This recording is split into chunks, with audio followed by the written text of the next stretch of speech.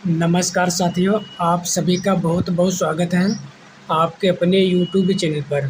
साथियों, आज हम लोग गणित के बहुत ही महत्वपूर्ण प्रश्नों को हल करेंगे।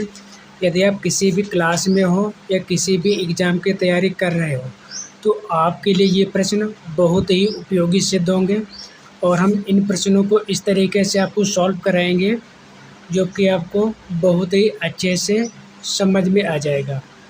देखते हैं पहला प्रश्न दिया है 0.6 गुणे 0.4 का मान ज्ञात करना है।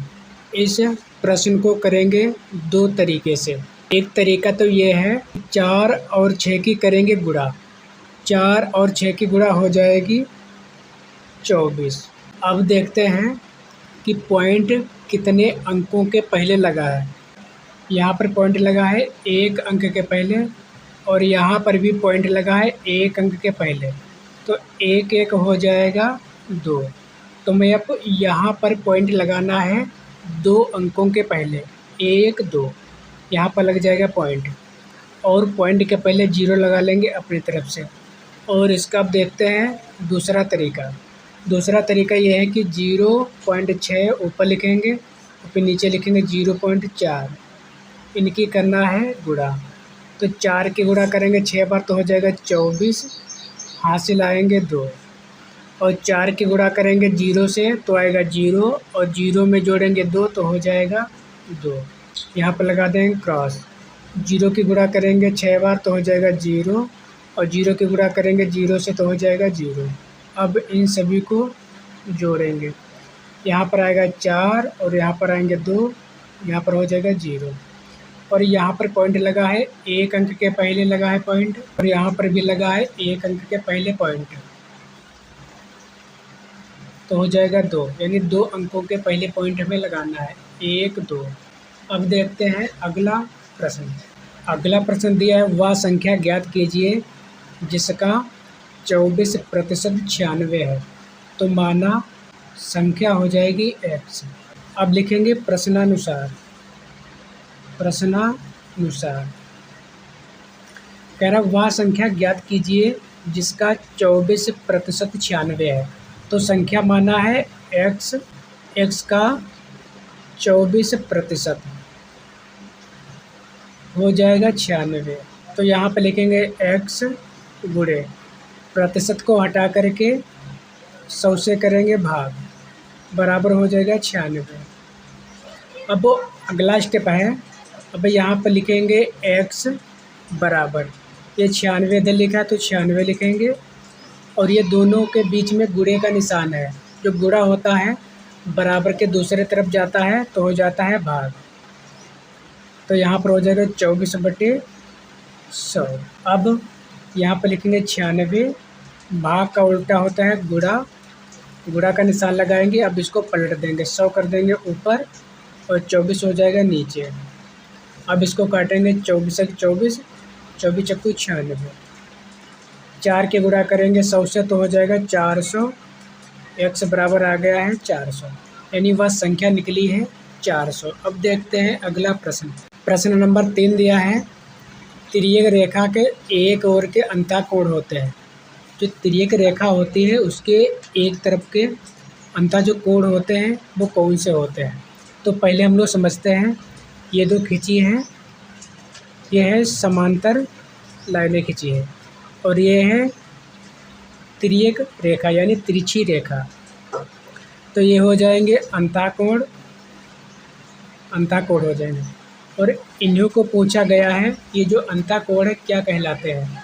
तो जो अंतःकोण होते हैं ये दोनों होते हैं 180 अंश के होते हैं। तिर्यक रेखा के एक तरफ के अंतःकोण होते हैं 180 अंश और जो 180 अंश होते हैं इनको कहा जाता है समपूरक कोण। जैसे ये वाला मान लीजिए यहाँ पर 50 अंश दिया है तो ये वाला हो जाएगा 130 अंश। अब देखते हैं अगला प्रश्न नंबर 4 दिया, किस संख्या में 3 का स्थानीय मान सबसे कम है। ये 4 ऑप्शन दिए हैं, इसमें से देखना है कि 3 का स्थानीय मान सबसे कम किस में है। तो पहले इसको हम सॉल्व करेंगे। पहला ऑप्शन दिया है 32, 4 32,450। पहले हम इसमें निकालेंगे 3 का स्थानीय मान, तो यहाँ पर हो जाएगा 3 है, 3 लिखेंगे। फिर 3 के बाद में देखते हैं कितने अंक हैं, 1 2 3 4, तो लगा देंगे 4 0। अब इसमें निकालेंगे 4340। इसमें निकालना है 3 का स्थानीय मान, 3 लिखेंगे। 3 के बाद में अंक दिए हैं 2, 1 2, तो 2 0 लगा देंगे। अब देखते हैं सवाला, इसमें दिया है 1130। इसमें निकालेंगे 3 का स्थानीय मान, तो लिखेंगे 3, 3 के बाद में एक अंक है तो लगा देंगे 1 0। अब निकालेंगे द वाला 143। इसमें निकालना 3 का स्थानीय मान, 3 लिखेंगे। 3 के बाद में कोई भी अंक नहीं दिए हैं, इसीलिए यहाँ पर लिखेंगे केवल 3। अब पूछा गया कि संख्या में 3 का स्थानीय मान सबसे कम है, तो ऑप्शन द सही हो जाएगा 143। अब देखते हैं प्रश्न नंबर 5। प्रश्न 5 दिया क्रमागत 2 पूर्णांकों का अंतर होता है। ये पूछा गया कि 2 क्रमागत पूर्णांक दिए होते हैं, उनका अंतर कितना होता है। तो सबसे पहले क्रमागत मतलब होता है लगातार, जैसे 1 के बाद में होता है 2, 2 के बाद में होता है 3, या 10 के बाद में 11 होता है। इसी तरीके से 2 पूर्णांक कोई भी हो लगातार, उनके बीच का अंतर कितना होता है, तो हम लोग समझते हैं बहुत आसान तरीके से। तो पहले समझेंगे कि पूर्णांक होते क्या हैं। पहले हम लोग समझेंगे कि पूर्णांक क्या होते हैं। पूर्णांक होते हैं, बीच में 0 होता है, 0 के दाहिने तरफ में होती है प्लस वाली संख्याएं, ये हो जाएंगी अनंत तक, और 0 के बाएं तरफ की संख्याएं होती हैं माइनस वाली, ये भी होती है अनंत तक। अब पूछा गया है कि 2 पूर्णांकों का अंतर कितना होता है। जैसे यहाँ पर दिया है 1 दिया है 2 दिया है, अगर इनके बीच का अंतर पूछा जाए तो कितना होगा, तो 2 से 1 माइनस करेंगे तो बचेगा 1। जैसे अगर यहाँ पर पूछे कि 4 और 3 के बीच का अंतर कितना है, तो 4 से 3 घटाएंगे तो बचेगा 1। इसी तरीके से इधर भी है, यहाँ पर -3 दिया है, -2 दिया है। जब इन दोनों के बीच का अंतर करेंगे तब भी आएगा 1 आएगा, इसलिए 2 पूर्णांकों का अंतर हो जाएगा 1। अब देखते हैं प्रश्न नंबर 6। नंबर 6 दिया है 3/4 के योज्य प्रतिलोम का गुणात्मक प्रतिलोम। ये प्रश्न एक है, लेकिन एक प्रश्न में 2 प्रश्न है। पहले में निकालना है 3/4 का योज्य प्रतिलोम। 3/4 का योज्य प्रतिलोम, तो योज्य प्रतिलोम पूछे और चाहे पूछे योगात्मक प्रतिलोम, बात एक ही होती है। तो हमें केवल चिन्ह बदल देना है।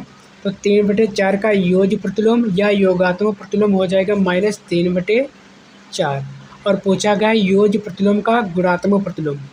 अभी आया है -3/4, अब इसका निकालना है 3/4, -3/4 का निकालना है गुणात्मक प्रतिलोम। इसमें होता है ऊपर नीचे बदल दिया जाता है, अंश में हो जाएगा 4 और बटे में हो जाएगा 3, और यहाँ पर हो जाएगा माइनस, यानी -3/4 का गुणात्मक प्रतिलोम हो जाएगा -4/3।